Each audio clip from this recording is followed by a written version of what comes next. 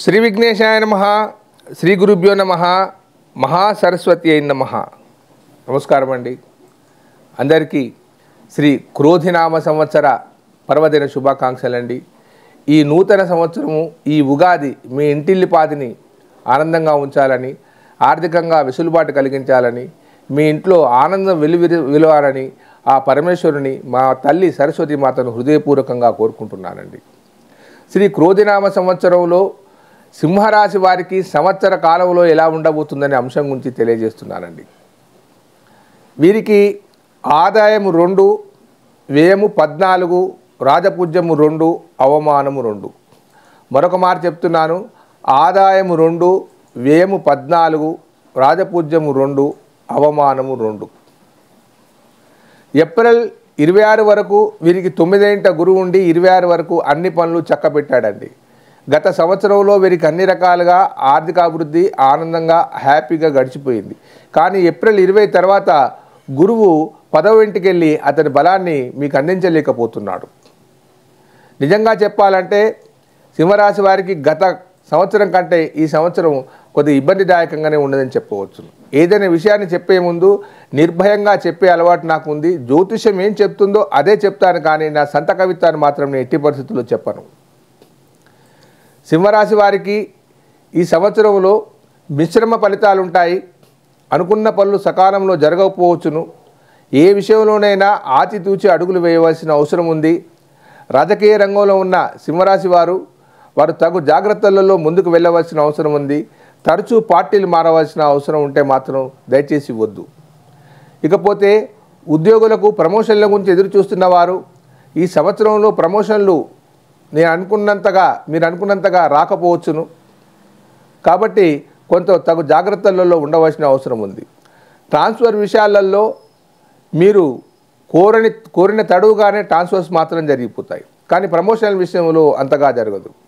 విద్యార్థులు బాగా కష్టపడవలసిన అవసరం ఉంది. ఈ సింహరాశి వారు ఎవరైనా కానీ శ్రమ పడితేనే కానీ లాభం చేకూరుతుంది. గత సంవత్సరంలాగా మీరు ఏమి చేసినా నడిచే విధంగా లేదు.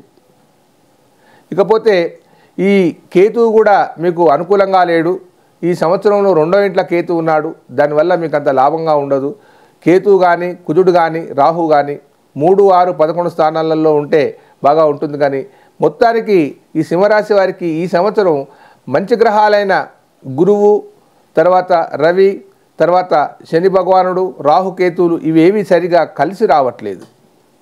మధ్యలో సంవత్సరం మధ్యలో 2, 3 గ్రహాలు కలయిక వల్ల ఏదో మీకు తృప్తిగా జీవించే అవకాశం ఇస్తుంది, కానీ మీరు అనుకున్నంత ఆశించిన ఫలితాలు మాత్రం ఉండవు. గృహ నిర్మాణాలు చేసేవారు ఈ సంవత్సరంలో కొద్దిగా వెనుకబడిపోవాల్సిన అవసరం ఉంటుంది. స్థల విక్రయాల విషయంలో ఆచితూచి కొనవలసిన అవసరం ఉంది. నూతన పెట్టుబడులు పెట్టే వ్యాపార సంస్థలు కానీ, షేర్ మార్కెట్ చేసేవాళ్ళు కానీ, లేదా ఏదైనా వ్యాపారాన్ని నడిపించేవారు కానీ ఆచితూచి అడుగులు వేయవలసిన అవసరం ఈ సంవత్సరం ఉంది. అధికంగా పెట్టుబడులు పెడితే నష్టపోయే అవకాశం ఉంది. చిరు వ్యాపారులకు అంతంత మాత్రంగానే ఉంటుంది. కాబట్టి మీరు మీ జీవితంలో ఎంతైతే కష్టపడ్డారో దాన్ని నిలుపుకునేందుకు ప్రయత్నం చేయండి, కానీ అతిగా సంపాదిస్తామనే అవకాశాన్ని మాత్రం మీరు అందుకోకండి. చాలా నష్టపోయే అవకాశం ఉంది. అపకీర్తులు వచ్చే అవకాశాలు ఉన్నాయి. కాబట్టి తగు జాగ్రత్తలలో ఉండాలి. మీ మనస్సు ఎప్పుడు చంచలంగా ఉండే అవకాశం ఉంది. కాబట్టి దైవభక్తి వైపు వెళ్ళండి, దైవాన్ని ఆరాధించండి. మీకు నచ్చిన దైవాన్ని, మీ ఇష్ట దైవాన్ని, మీ కుల దైవాన్ని ఏదైనా ఒకదాన్ని పట్టుకొని మాత్రం మీరు నిరంతరం ఆ ఆర్తితో ఆరాటపడి భక్తితో ఉండవలసిందే, వేరే విధంగా లేదు. కలహాలకు కాలు దువ్వేవారు మీకు ఉంటారు. ఆ కలహాలు ఎప్పుడు పెట్టుకుందామని ఎదురు చూస్తూ ఉన్నారు. కాబట్టి ఆ కలహాలకు మీరు దూరంగా ఉండండి. 2 మాటలు పడ్డా పర్వాలేదు, కానీ జీవితాన్ని నష్టపోతే మాత్రం ఇబ్బందిదాయకంగా ఉంటుంది సింహరాశి వారికి. మీ గురించి కాచుకొని కూర్చున్నారు కలహాల గురించి. కాబట్టి ఆచితూచి అడుగులు వేసుకుంటూ వారితో సఖ్యతగా ఉండి ఆ సమస్యను పరిష్కారం చేసుకోండి. తరచూ ప్రయాణాలు చేసే అవకాశం ఉంది. ఈ ప్రయాణాలలో ఇబ్బంది జరిగే అవకాశం ఉంది. కాబట్టి ప్రయాణాలను వీలైనంత వరకు వాయిదా వేసుకోండి. అత్యవసర పరిస్థితుల్లో మాత్రమే ప్రయాణాలు చేయండి. దానికి అనుకూలమైన వాతావరణం ఉంటేనే చేయండి, లేకుంటే మాత్రం కాదు. అనారోగ్య సమస్యలతో ఇబ్బంది పడే అవకాశం ఉంది. సరి అయిన వేళకు భోజనాలు చేయండి, వైద్యుని సలహాలు తీసుకోండి. వీలున్నంత వరకు ఉదయం లేచి సూర్యభగవాన్ ఆరాధన చేయండి. సూర్యుడిని మీరు కనుక ఆరాధిస్తే ఆరోగ్య సమస్యలు తగ్గిపోయే అవకాశం ఉంది. ఈ సింహరాశి అధిపతి వచ్చేసి రవి భగవానుడు అయినా కానీ అతనికి ఇబ్బంది ఉంది కాబట్టి మీరు ఉదయం లేచి సూర్య భగవాన్ని ఆరాధన చేయండి. నెలలో ఒక్కసారైనా కనీసం 2 నెలలకు ఒకసారైనా మహన్యాస రుద్రాభిషేకాలు చేయండి. ఆ పరమేశ్వరుని వేడుకోండి. కొంత కాకుండా కొంతైనా మీరు వెలుగులోకి వస్తారు.